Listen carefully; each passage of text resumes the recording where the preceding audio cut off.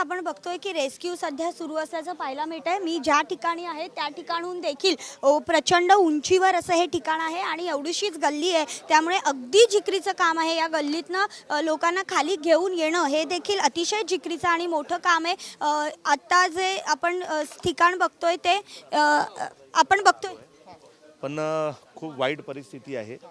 2 लोकांची डेथ झालेली आहे आणि कमीत कमी 4 ते 5 लोक आतमध्ये दबलेले आहेत, त्याच्यात एक लहान पोरगा पण आहे। अनेकदा इकडे नोटिसा ज्या आहेत त्या पाठवलेल्या पाहायला मिळतात। अजूनही नोटीस यावेळी देखील दिलेल्या होत्या। नेमकं काय कारण आहे की लोक इकडनं निघत नाहीत किंवा नेमकं काय प्रकरण आहे? दरवर्षी महानगरपालिका स्वतःवर काही येऊ नये म्हणून नोटीसची प्रक्रिया योग्य पद्धतीने बजावतात। दरवर्षी डोंगरावर राहणारी किंवा डोंगराच्या खालच्या लोकांना नोटीस देतात आणि ते निघून जातात, परंतु नोटीस दिल्यानंतर तुम्ही काय त्याचा प्रोसिजर करताय? म्हणजे उद्या समजा डोंगर कोसळला तर आता तुम्ही महानगरपालिकेच्या अधिकाऱ्यांना विचारा, ते एकच सांगतील आम्ही यांना नोटीस दिले होते। पण नोटीस दिल्यानंतर काय? नोटीस दिल्यानंतर तुम्ही त्यांना कुठं शिफ्टिंग दिली का? की बाबा HDL मध्ये रूम खाली आहेत, तुम्ही त्यांना शिफ्टिंग केली का? की कुठल्या शाळेत तुम्ही त्यांना पाठवलं का? असं काही होत नाही। फक्त आणि फक्त नोटीस देण्याचं काम करतात आणि असे प्रकरण होतात। महानगरपालिका सत्ताधारी आता येणार 5 लाख 10 लाख आणि 15 लाख, कदाचित आता 15 लाख देतील, तेवढं काम करून स्वतःचे श्रेय लाटण्याचा प्रयत्न करणार आणि इकडनं निघून जाणार। बचाव कार्य आता महानगरपालिका, फायर ब्रिगेड आणि नेहमीप्रमाणे पोलिसाची पूर्ण जबाबदारीच असते, ते त्या पद्धतीने काम चालू आहे। आणि आता हळूहळू कसं, एकतर गल्ली खूप छोटी आहे, आतमध्ये जायला जागा नाही आहे, हळूहळू काम आता युद्ध पातळीवर चालू झालेलं आहे। तर मला वाटते 2 बॉडी गेलेले आहेत, 2 इंजर्ड आहेत, अजून मला वाटते 4 ते 5 आतमध्ये दबलेले आहेत अशी माहिती आहे। रितू तावडे असं म्हणतात की इथे लँड माफिया जे आहेत ते मोठ्या प्रमाणात आहेत आणि लँड माफियांमुळे अशा पद्धतीची गोष्ट घडतात असं त्यांचं म्हणणं आहे। लँड माफिया आहे तिथे, नेमकं काय कशा पद्धतीने घरं दिली जातात? मी काय म्हणतो, लँड माफिया म्हणजे काय? ह्यांना घरं कोणी दिलेत? ह्यांना लाईट बिल कोणी दिलं? ह्यांना आधार कार्ड कोणी दिलं? ह्यांना वोटर ID कार्ड कोणी दिलं? तुम्ही जे सत्तेमध्ये असतात तुम्ही म्हणणार आम्ही आत्ता 6 वर्ष झालो किंवा 1 वर्ष झालो, ते 20 वर्षावर टाकणार, पण शेवटी प्रक्रिया हेच असते की तुम्ही स्वतःच्या मतदानासाठी या लोकांना इथं बसवतात। गरीब लोक असतात, यांना काही लालच देऊन यांचे मतं घ्यायचे, हा एकदम परफेक्ट त्यांचा नेम असतो। परंतु फक्त आरोप करणं, स्वतःला कसं वाचवणं, यासाठी रितू तावडे चांगला उत्तर नेहमी देतात। तेही उत्तर तुम्हाला यावेळी दिलं असेल, पण हे विचारणार नाही महानगरपालिकेच्या अधिकाऱ्यांना की तुम्ही यांना नोटीस दिली, पण नोटीस दिल्यानंतर तुम्ही यांना शिफ्टिंग का नाही केलं, हा प्रश्न आहे।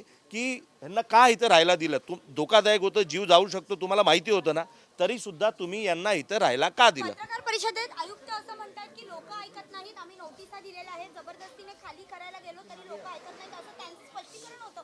कशा पद्धतीने बघता, लोक मृत्युमुखी पडलेली आहेत? कारण बघा कसं आहे, हे पल्ला झळकत आहेत।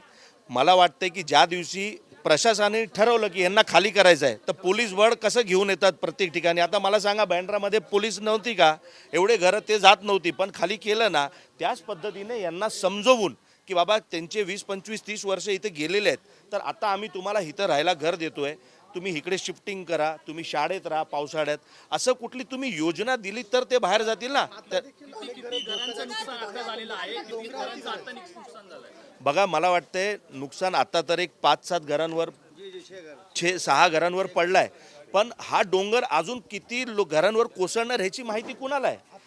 आता सुद्धा धोकादायक आहे। तुम्हीच पत्र दिलंय ना, नोटीस दिली आहे की बाबा हे धोकादायक। माझं म्हणणं आहे की या लोकांना सगळ्यांना HDL मध्ये शिफ्टिंग करावी, या डोंगरावर राहणाऱ्या लोकांना, आणि त्यांना सुरक्षित जागेवर रितू तावडे आणि अश्विनी भिडे मॅडमनी डिसिजन घेतला पाहिजे आणि त्यांना शिफ्टिंग केली पाहिजे। नक्कीच आपण बघतोय की या ठिकाणी 6 घरांवर जे आहे ते दरड कोसळलेली पाहायला मिळते।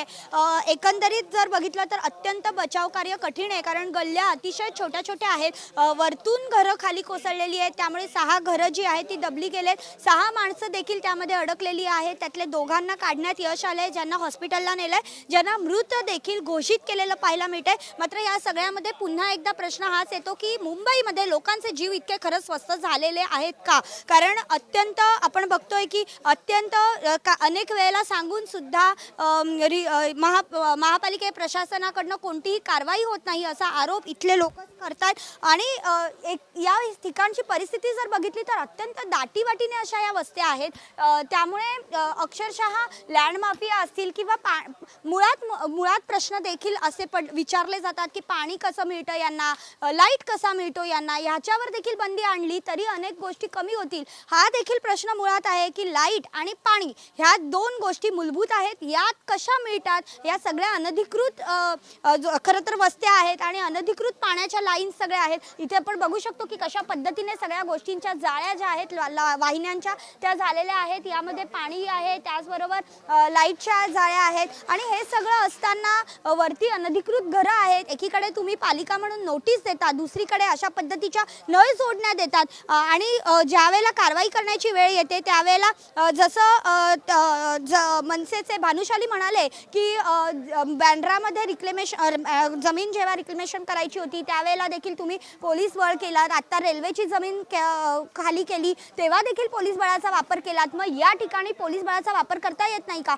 आणि मुळात या ठिकाणी पोलीस बळाचा वापर करण्यापेक्षा जर या लोकांना ठाम घरं दिली तर ही लोक देखील ऐकतील. कारण प्रत्येकाला जीव प्यारा असतो, मात्र घरच दिली जात नाहीत असं ह्यांचं म्हणणं आहे. अनेक दिवस सांगतात की पुनर्वसन करतात, दुसरीकडे कुठेतरी नेतात. अनेक दिवस सांगतात की आम्ही तुम्हाला घरं देऊ, मात्र घरं दिली जात नाहीत. आणि मग आमची हक्काची घरं सुद्धा आम्ही सोडतो आणि आम्हाला कुठे ना घर का ना घाट का अशी अवस्था आमची होते असं देखील इथल्या लोकांचं म्हणणं आहे. मात्र यामध्ये आत्ता आपण बघतोय की 2 जण मृत्युमुखी आहेत, 6 जण अडकलेली आहेत. घटना 3 वाजता घडलेली आहे.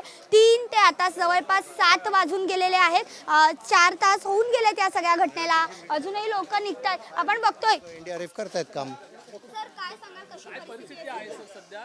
त्या ठिकाणी एनडीआरएफचे लोक, फायर ब्रिगेडचे लोक, पोलीस आणि स्थानिक नागरिक यांच्या मदतीने रेस्क्यू ऑपरेशनचं काम चालू आहे.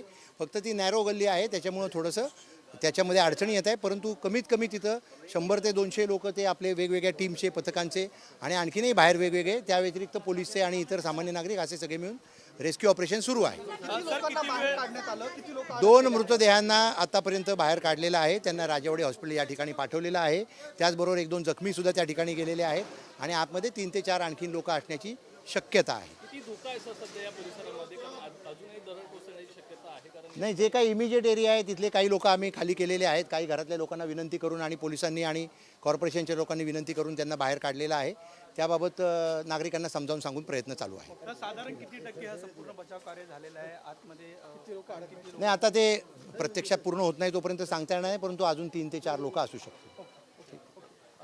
नक्कीच. तर आपण बघतोय की अजूनही 3 ते 4 लोक जी आहेत ती असू शकतात. अशा घटना होत आहेत. आता मुंबईमध्ये जेवढे लोकांचा जीव गेलाय ते सर्व चांदिवली विधानसभेमध्येच होत आहे. ह्याचा अर्थ कुठंतरी लोकप्रतिनिधी आणि प्रशासन हे झोपलेलं आहे. आता मेन हॉलमध्ये माणूस मेला ते चांदिवली विधानसभेत, झाड कोसळून एक माणूस गेला ते चांदिवली विधानसभेमध्ये, आता डोंगर कोसळून हे जे 5-7 लोकांचे मृत्यू होणार ते पण चांदिवली विधानसभेमध्ये. नक्कीच. तर आपण बघतोय की ह्यांचा आक्षेप आहे की ज्या गोष्टी घडतायत त्या सगळ्यात चांदिवली विभागातच घडतायत. मात्र हे जरी खरं असलं तरी आता बघतोय की लोकांचे, मी म्हटलं तसं शुभम, की लोकांचे जीव जे आहेत ते आता मुंबईत स्वस्त झालेत का असा प्रश्न दर पावसाळ्याअंती आपण विचारतो. हाती काहीच लागत नाही. मात्र खरं बोलायचं झालं तर नोटिसा ज्या आहेत त्या दिलेल्या असताना देखील इथे अशा पद्धतीच्या जर घटना घडतायत तर कुठेतरी याला महापालिका प्रशासनच जबाबदार आहे असं देखील इथे एकंदरीत चित्र पाहायला मिळत आहे. आता हळूहळू आपण बघतोय की लोक खाली येत आहेत. अत्यंत गल्ली छोटी आहे. पोलीस देखील म्हणाले, आपण ऐकलं की गल्ली छोटी आहे, बचाव कार्य करणं अत्यंत कठीण जात आहे या सगळ्यामध्ये. आणि एकंदरीतच परिस्थिती प्रचंड इथे कठीण आहे. वरती जाण्याचा देखील इथे मार्ग जर आपण बघितला तर अत्यंत छोटी अशी गल्ली इथे पाहायला मिळते.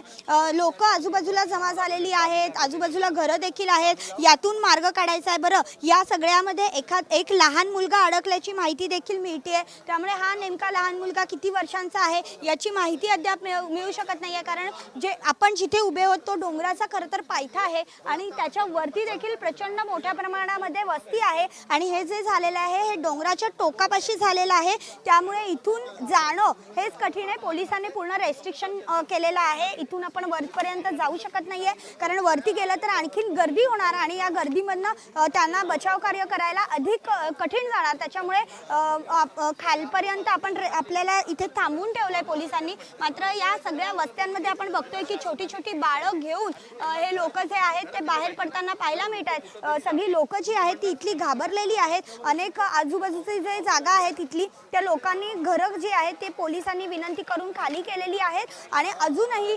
अद्यापही तिथे वस्ती आहे, अजूनही धोकादायक घरं आहेत, अजूनही तिथे लोक राहतात बरीच. त्यामुळे आता ही वस्ती कशा पद्धतीने खाली करणार हा एक टास्क जो आहे तो खरं तर प्रशासनासमोर असल्याचं पाहायला मिळतंय.